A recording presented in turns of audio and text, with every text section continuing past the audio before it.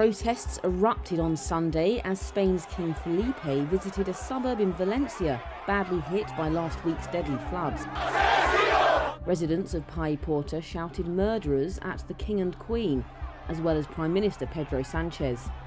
People hurled mud and other objects at them, venting pent-up anger over what they believe were poor handling by the authorities of last Tuesday's storm and flooding.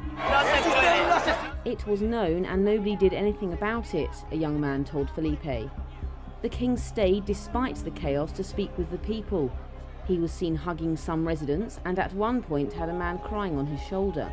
Residents are furious at the authorities, accusing them of sending late warnings about the dangers of the storm and floods.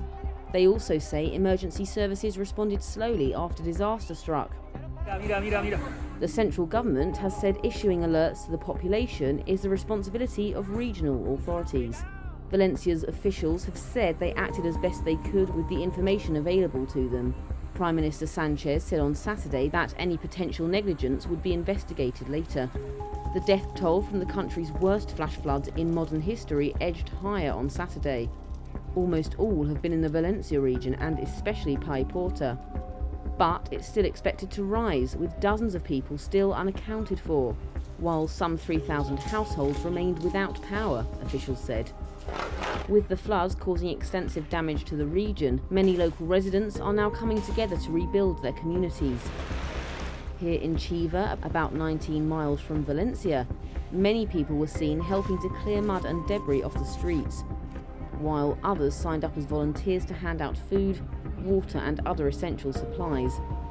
It comes as thousands of additional troops and police joined the disaster relief effort over the weekend in the largest such peacetime operation in Spain.